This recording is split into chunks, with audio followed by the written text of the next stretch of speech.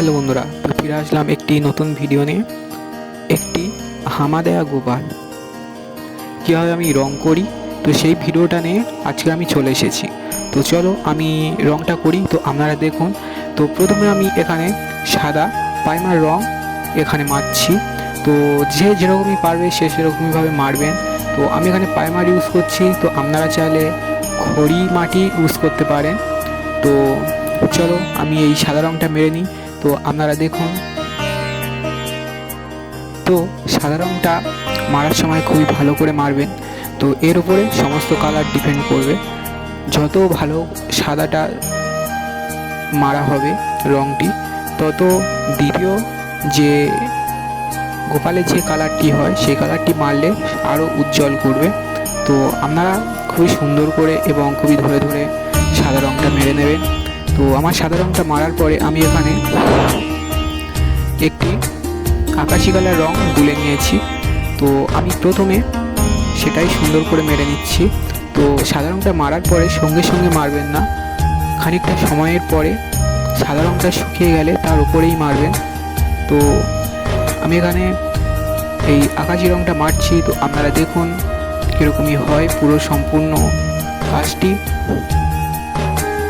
তো চ্যানেলে নতুন হয়ে থাকলে অবশ্যই চ্যানেলটি সাবস্ক্রাইব করবেন এবং বেল আইকনটি প্রেস করবেন, যাতে আমার যে কোনো ভিডিও আপনাদের কাছে সর্বপ্রথম নোটিফিকেশান যায় এবং আপনারা দেখতে পারেন।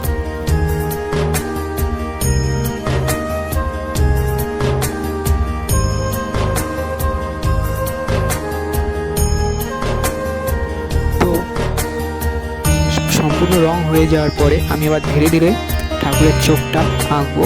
তো প্রথমে আমি একটি কপালের টিপ দিয়ে নেব, লালের টিপ। তো আপনারা চাইলেন একটি এখানে চন্দনের টিপও দিতে পারেন। তো আমি ধীরে ধীরে চোখটা আঁকছি। তো আপনারা দেখুন ভিডিওটি কেমন হয় বা গোপাল ঠাকুরের চোখ আঁকাটি কেমন হয়। তো এবার আমি প্রথমে সাদাটা দিয়ে নিয়েছি, কারণ সাদার উপরে তবেই লালটা খুবই সুন্দর জ্যোতি হবে। কারণ একেবারে ডাইরেক্ট নীলের ওপরে লাল দিলে একটি খয়েরি খয়েরি কালারের একটি গ্লেস আসে।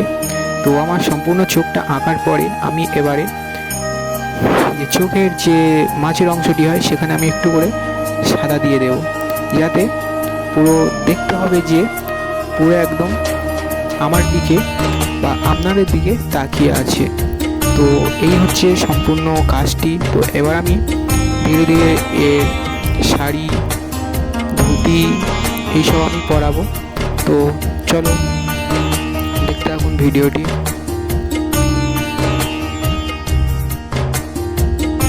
তো সম্পূর্ণ চোখ আঁকা সম্পূর্ণ রং করার পরে আমি এখানে বার্নিশ তেল মেরে নিয়েছি। তো এবার দেখতে পাচ্ছেন একটু গ্লেস দিচ্ছে, চকচক করছে খুবই সুন্দরভাবে। তো তারপরে আমি এই যে এখানে কাপড়টা পরিয়ে নিয়েছি পেছন দিয়ে। তো কীরকমই হয়েছে অবশ্যই কমেন্টে জানাবেন। তো এবার আমি এখানে শুধু এর গয়নাগুলো মারাই বাকি আছে, তো আমি সেগুলো মেরে নেব। তো এই যে গহনাটা মারা প্রায় কমপ্লিট হয়ে যাচ্ছে। তো এখানে আমি একটি মাটির সন্দেশ কালার করে হাতে দিয়ে দিয়েছি। এই হচ্ছে সম্পূর্ণ লুক। তো কেমন হয়েছে অবশ্যই কমেন্টে জানাবেন। তো দেখা হচ্ছে পরবর্তী ভিডিও নিয়ে। তো টাটা।